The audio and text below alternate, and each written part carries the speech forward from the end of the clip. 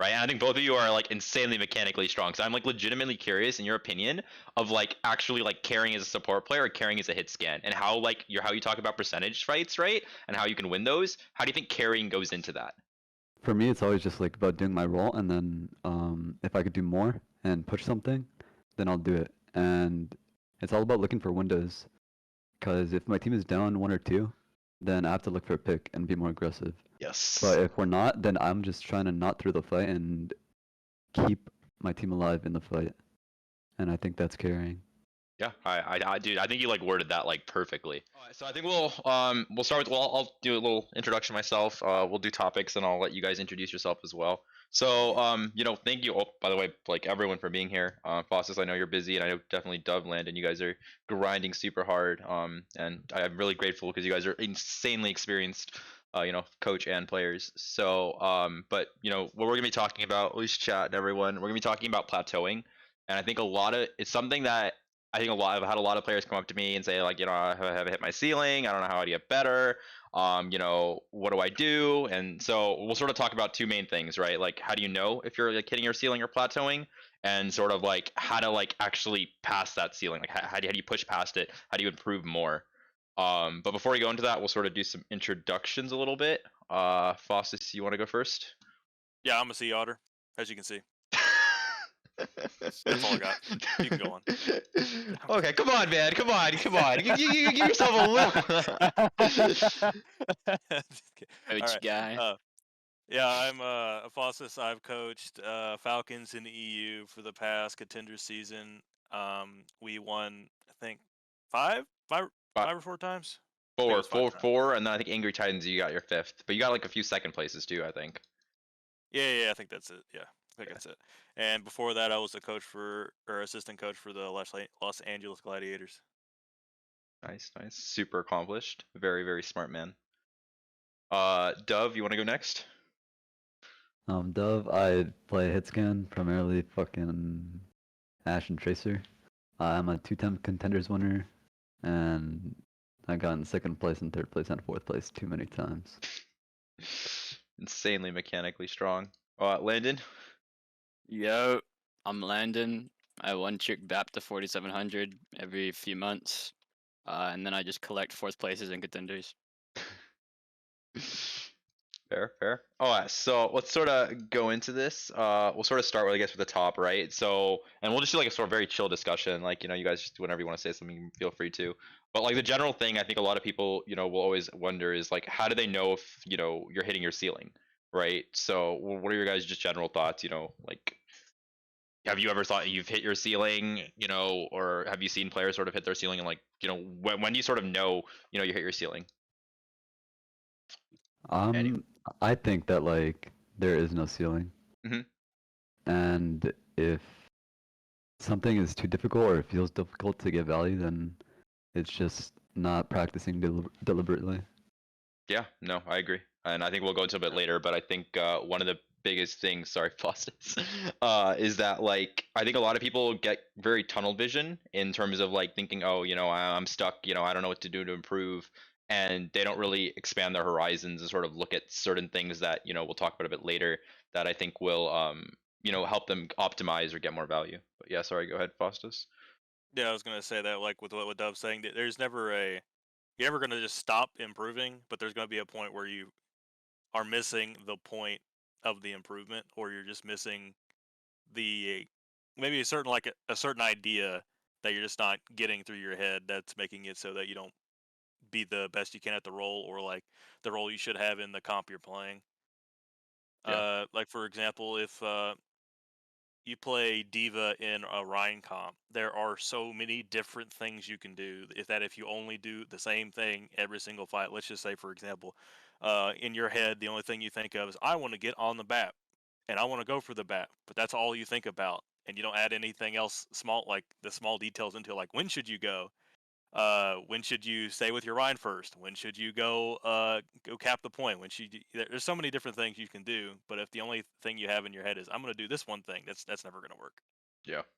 I think like decision making, right, is like a really big thing that I think a lot of people don't really think more about, and also like CD usage as well.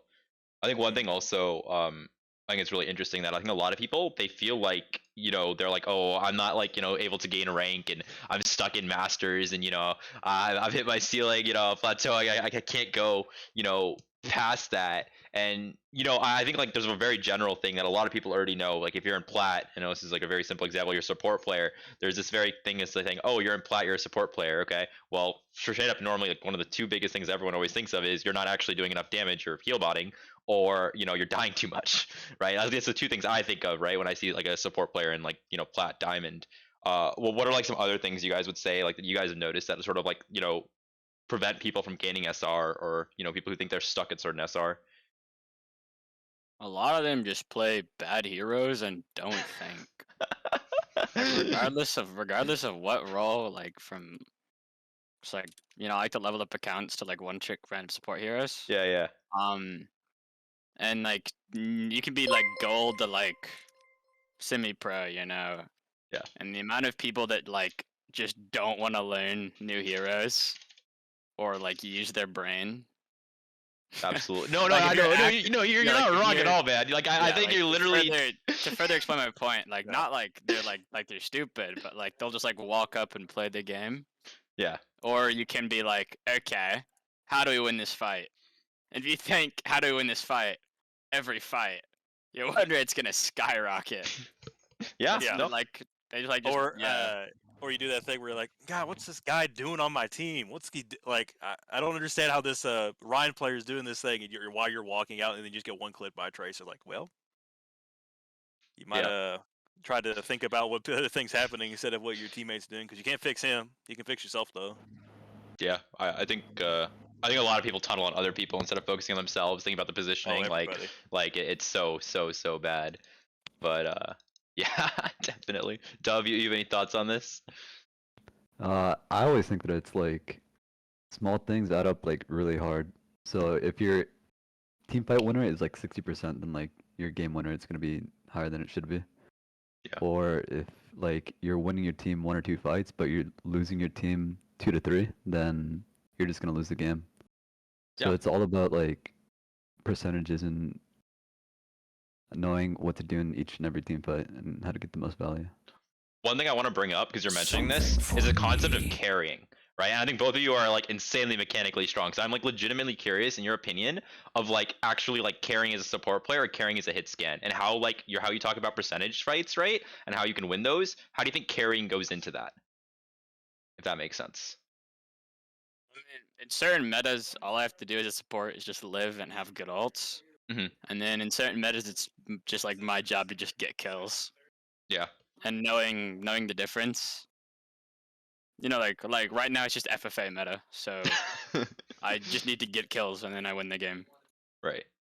Yeah. Well, for me, it's always just like about doing my role, and then if I could do more and push something, then I'll do it. And it's all about looking for windows, because if my team is down 1 or 2, then I have to look for a pick and be more aggressive. Yes. But if we're not, then I'm just trying to not through the fight and keep my team alive in the fight.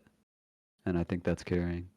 Yeah, dude, I think you like worded that like perfectly, and I think like a lot of people don't realize that like when you're down 1 or 2, you actually need to look to do something proactive. So many people I know, when you're down, they just like, oh well, the fight's over, I'm just gonna sit here and watch, and I'm gonna go die or something, right? Instead of like that's actually. probably like what tilts me the hardest in ranked. Like if I lose someone on my team and my teammates just like start backing up, that's just infuriating. Yeah. You can win 5v6 like if you just like pop it all. Yeah, I mean, even when you like if you're down or you're up, like either scenario you can, especially in ranked. Like in a team setting, it's gonna be a little different, right? Because if you're down people, you definitely need to try to go for a pick if you can. Otherwise, you're gonna end up losing. But if you're up people, you gotta figure out: do I keep going or do I stop? Because if I keep going, maybe they get a pick and then they'll equalize. Yeah. And like I think the other point you mentioned too, Landon, about like how like based off different metas and different compositions, right, you play differently. And I think that's like a massive struggle, which like really is a barrier for a lot of people, like especially even like low GM, I'd say, even maybe even higher GM, right, where they're just not like min-maxing their hero, right, which is like they're not getting a lot of damage value, right? Or they're not like, outputting a lot of heals. And if you look at like anyway, like, and you always look at top 10, you look at like a lot of leaderboards, a lot of that you can just compare a statistical difference, right? In terms of damage done, right? Heals done, and you can sort of see that those people are inherently just getting more value because they're like min-maxing their hero better. I mean, yeah, like if you're playing BAP right now and you're just heal botting, like it's in current meta, it's not like good, but like a little bit ago it would have been fine. You would have just heal botted, built window, and spammed it. You have to adjust. Yeah. It's also like No, different and heroes sometimes, differently. yes, I mean sometimes depending on some teammates you have, it's not really worth pocketing them. It's better to play your own style, depending on who you get. Can you give some examples of that, Faustus?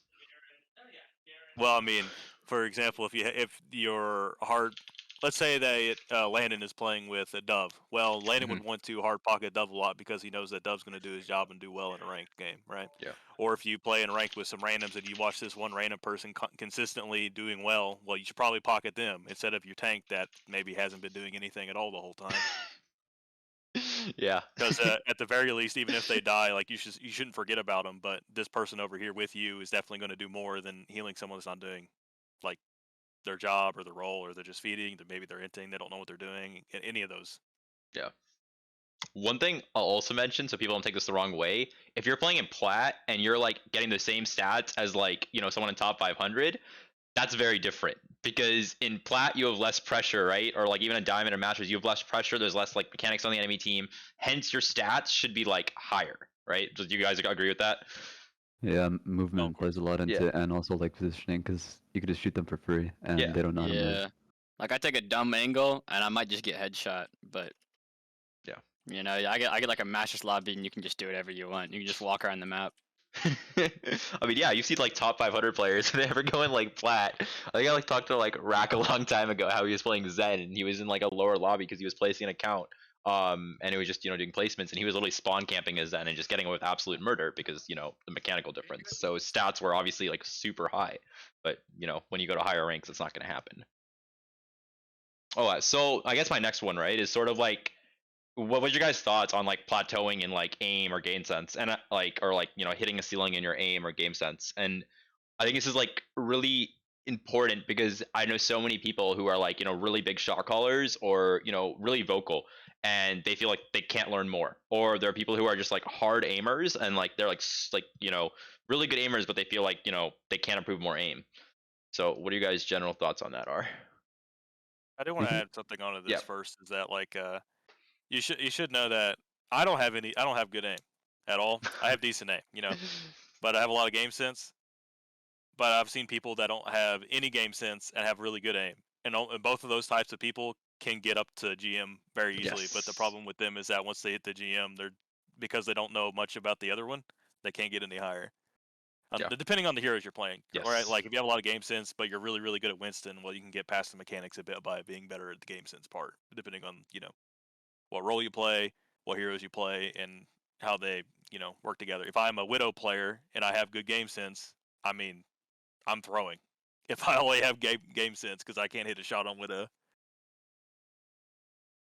Yeah, it's definitely true. I also like to mention, like, you can just learn to aim. Like Yeah, you might like if you just play the game a lot, like if you have bad aim, queue a lot of ranked, and just in between queues do aim training, and give it like you'll learn to aim. No one starts out just like walking out of the womb with just god aim.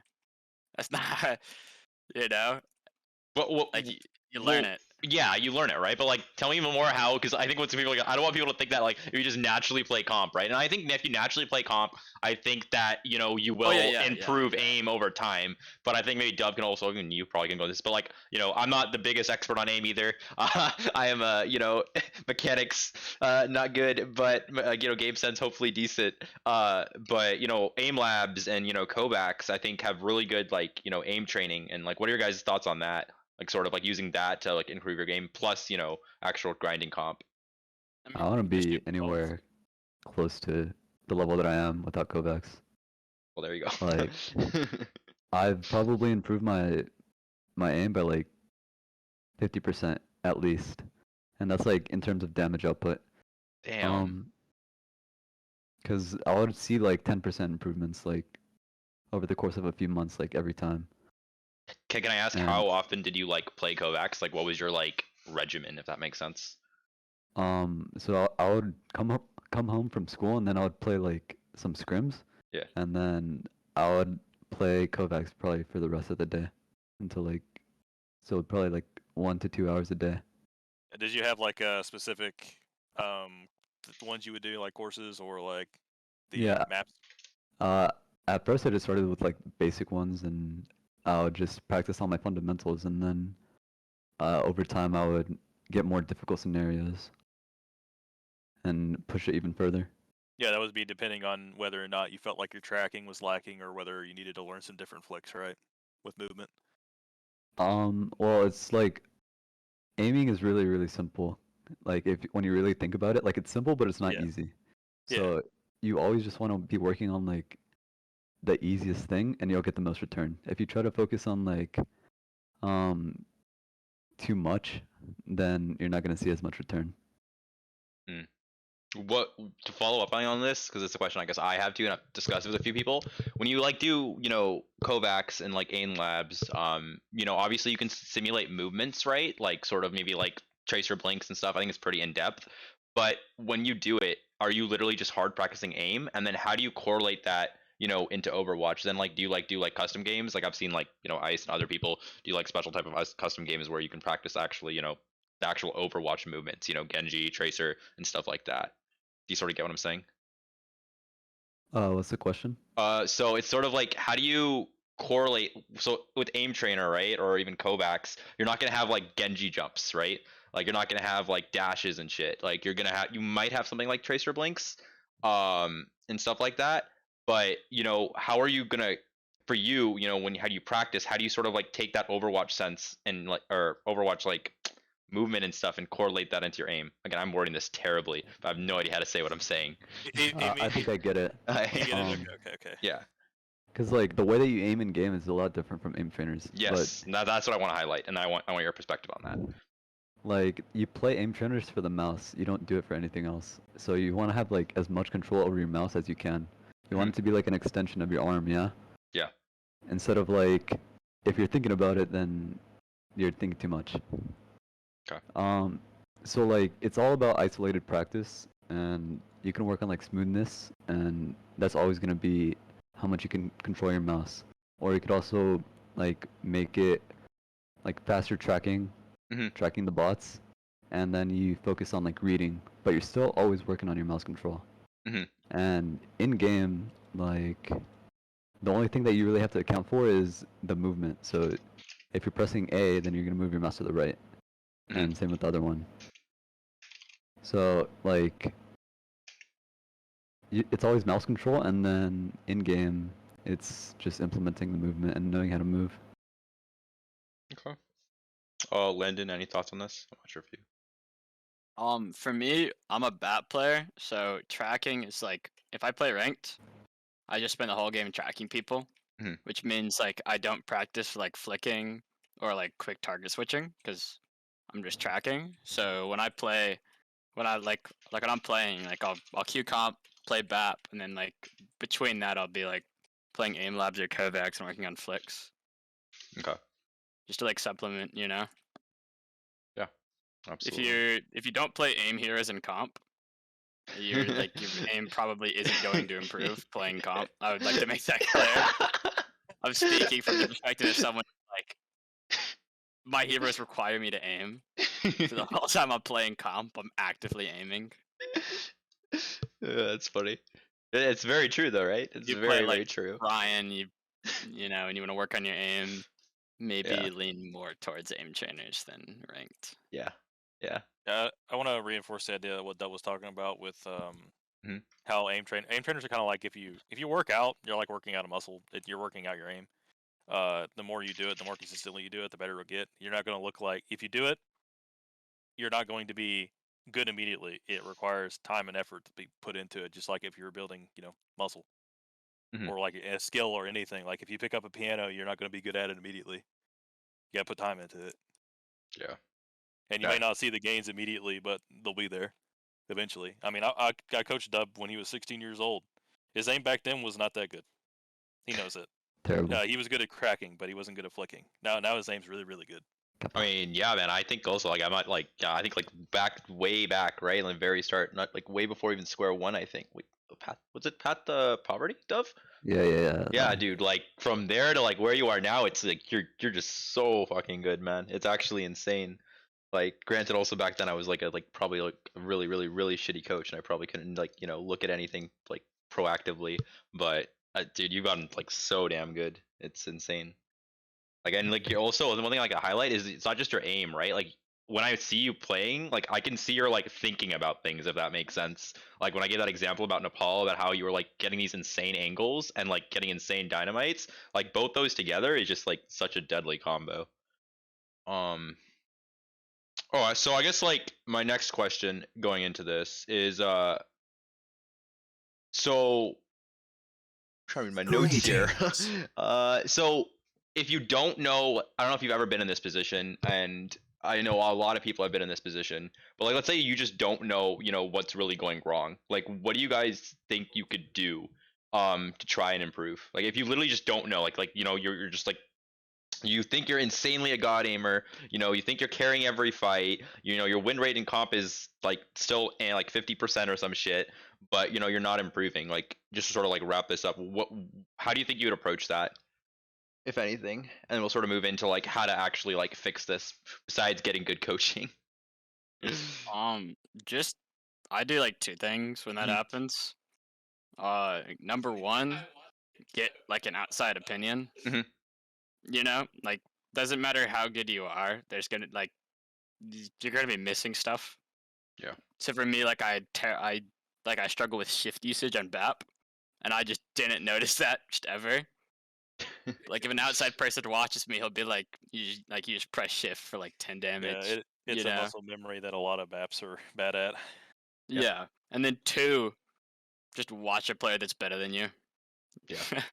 Yeah, I think I can't reiterate that, right? Like there are definitely always gonna be people that are better than you, and I don't think people really understand that. Like literally watching like people like Aunts or Venom on Tracer, right? Like Venom, I was watching Venom the other day, and I was like noticing like how much more he melees than like other people, and I found that like incredibly interesting.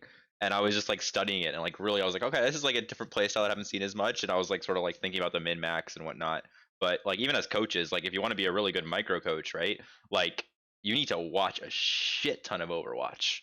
Like and you need to like watch top players, and you need to like try and understand too, because you're not playing at like an insanely high level, right? Um I think it's something that a lot of micro coaches, who are really top of the game, is why they're good, is they're watching a shit ton. So Yeah, I mean, yeah. every player has a different play style. No one's ever the same. And Yeah. it's also important for a micro coach to understand the difference between if I wanted to teach, like, for example, I've talked to Landon before about some Zen stuff or whatnot. Like, I'm not going to tell him to look at somebody that he doesn't play like. That doesn't Yeah. make any sense. He should play like someone that he actually knows how to Yep. copy their play style with instead of. I'll give an easy example. If you look at KSP play, KSP has some of the best aim in the game, right? So unless your aim is really similar and you want to learn a lot more about how to take your angles correctly, unless he's playing like Widow or something, you might want to watch someone that's a bit, more on the game sense side that might work for you, or someone that has, like, for example, if you like to take a lot of flanks or you like to take a lot of off angles, you would want to look at somebody else for that. Yep. For example, I'll use Teo since you know him, right? Yes. In Contenders, he was very, very, very good at taking a lot of angles and doing crazy creative plays and taking flanks. If you wanted to watch somebody do that stuff, you'd watch him, right? You wouldn't watch KSP because he doesn't do that. Yeah, absolutely. Oh, let's sort of move on. Oh, go ahead. Wait, I got something else to add since Yeah. someone in the chat was saying stuff about it. If you really, really want to improve, like, at least add something, you should watch yourself play and then watch someone that you really respect that you think is good and see what they do differently, and then try to implement it in your own play. That way you can see if you're like actively putting that into your like repertoire. That's what I would put it sometimes. Where something a lot of sim players would have to learn is how to actually use your TP for something useful instead of just never using it. Dude, I've been like, that's why I've been teaching so many sim players right now. Is like actually like the value of TP and like mid fight understanding out of it. It's like the amount of, since she was so new in the Rhine comp with people playing it all the time, so many people just did not know how to. You Yeah. would walk through chokes. I'm like, you have a TP. Just use the TP. Stop walking through the choke. Yep, or do some cool baits or like I think one of my Yeah. favorite ones is like literally like tellying and then sending your diva through it, and then the enemy team like sees diva and diva's big, so most people like all freak out, and then the diva just comes back to your team or like chills for a little bit, and then the team just rushes in, and it drives people nuts because people don't scout properly. Another really good one is for like Winston players. If you don't know what a good primal looks like, you need to see someone that's good at primals do it. Yes. Otherwise, you'll never be able to practice it correctly. That is true. It's very true. Because primals isn't something you can practice without actually just doing it. Yeah. I think it's all about fundamentals. Like, you could always improve at your fundamentals. It's like, so the game, if you think about it, is like pretty simple. It's just, actually not simple. It's simple, but not easy. So it's cool on usage, positioning, game sense, and awareness and aim. So you could always improve every little aspect of all of those, and you could break it down even further. So if it's like mechanics, you could always improve your movement, and you could always improve your aim. And something that you like brought up Venom, and something that you can't see when you watch his POV is like how he moves. He's probably one of the best dodgers in the game. Mm-hmm. Like, I'd he's agree. one of the hardest targets to hit. That's something that a lot of people look at for tracers. They look at their people's aim. Sometimes like they look actual at their movement. cooldown management. But like being able to get in and out of fights without actually taking damage is such a good skill. Many top tracers know how to do. Yeah, it's definitely a very, very good point. One thing I also want to say too is like when you're trying to like watch pro players and you're trying to like maybe quote unquote mimic their play style, you shouldn't like try it like for a comp game and then like just give up. It normally takes a little bit of time. Granted, some things will click with you because it's their play style. Sometimes if you're trying something new and trying a different play style, it'll probably take a little bit of time and some limit testing too to some extent before you actually like feel it. And again, it may not work for you, and at least in my opinion, right? It may not work, and fine, it doesn't work. But like you can't just say like, oh yeah, I'm just gonna like try this like for 1-2 hours and then just give up. You have to put a little bit of effort into it, and also think about why it's not working as well. Something I wanted to mention. Oh, is there something else you've seen in Venom's tracer that's different as well, Dove, or is it mostly just the movement? He hits every pulse bomb. Yeah, dude, that guy. That is true. That's I don't think anyone. It's really boring to play against. Wait, I mean, you guys have both played against him, right? Like, I think. Yeah, I lost that match because I trolled, but I got stuck too much. I lost haven't like played gauntlet against because him. of it. Like that much, but like we would do I would like 1v1 him, and just the way that he moves on every hero is like he knows where you're aiming and he moves the other way. That's crazy. Yeah, I mean I get that feeling because I coach a lot of Diva players. Greetings. Watching like someone like Void and Fury play the game, or like Hanbin, is just not the same as watching anybody else play that hero, like any of the off tank heroes. It's like hard to explain exactly everything they do right because it's so much better overall than how other people play their heroes. At least from my perspective when I'm watching them. For example, a really, really small thing that a lot of Diva players don't do is they'll look around a lot. Even when they're matrixing or they're shooting something, they'll just take a second and completely do a 180 to look around and see if there's anybody else around so they can eat that pulse bomb or do something else. Void, Hanbin, and Fury, only people that do that stuff. And Space does it. Someone in chat mentioned Space. Space has done it, but he also tunnel visions a lot, and that's something he doesn't do very consistently. But I know those three do, and they're really great at taking space correctly. Also, in my opinion, fight uptime. One thing that they do, what it sort of goes into taking space correctly, but their fight uptime is absolutely nuts. Like there was one fight I can't even remember, but it was like a big, like it was an owl match. It was like, and it was Fury, I'm pretty sure. But literally the dude, like, he min-maxes armor and his positioning, his armor, like, HP, and, like, his positioning so well that, like, because of the ebb and flow, like, literally super late into the fight. He was able to stall point. Enemy team went super long. Enemy team used ults early. The team was able to live, build more ults, and they was able to win. I think it was a 6-man mirror, and he just min-maxed his HP and his positioning so well. So it's something really. It's honestly not a lot of divas can do that, right? You can't say a lot of divas like really know how to live, and like position optimally, or even like in my other opinion, I'd honestly say is like how you honestly use DM like really really well. That's like something I think is what really sets Void apart from a lot of divas. Mhm. Is the amount of value that man can get by staying in a fight and just Yeah. not die. Yeah. Oh, absolutely. If you want to talk about being efficient with cooldowns, that he is very very good at it. Oh, No, I had him on Glads when he was still on it, and then watched him go to Shanghai. oh and shit! he still did the Yeah. same thing. Fuck. I actually forgot that you actually like coached Void. Yeah. 'Cause I normally think of like space, and I think of Bishu. That's why.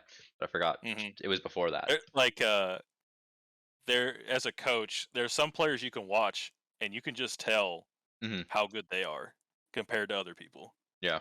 because you see them do so many habits that other guys just don't do. Yeah. It's the same as like watching Kevster. Oh, Or, I like, was literally about to mention Kevster because you were talking about Glads, and I was because, like, he's on it too, right? Yeah. So No. it's like it's different. Like watching. I mean, I've had insane players before because of Glads. I saw Decay, Void, Kevster. Yeah. They're just different. Yeah, I mean, yeah, they really are. Like, and I think that And, just makes them so good. Since people are talking about Space in the chat, I'll mention this as well. Space wasn't like that at first, and he really grew up into a person that was more like that. He turned into more of a leader figure who could talk and do his own thing. And because he started to learn those little things, how to get past his peak or his plateau, and like actually be able to shot call and be his man and be the leader figure, right? That's something some people are not good at, is being a leader figure, being able to tell other guys what to do and what they need to do in the match. Yeah, I mean, also in general, a lot of off tanks are always like stigmatism is like or not like I guess stereotype, which is a bad word for it, but like they're very normally a lot of off tanks are normally really quiet actually, right? And they also have normally Yeah, awareness that's issues. pretty true. And and then when you like take that, and you actually change it and you become something really vocal, that's like literally just going up. Like you're getting so much more inherent value. It's something that I've been working on for a long time. Is just calming. Like, I think calming is actually super OP if people listen. Yeah, if people listen. And Mhm. yeah, Yeah, that's the key right there.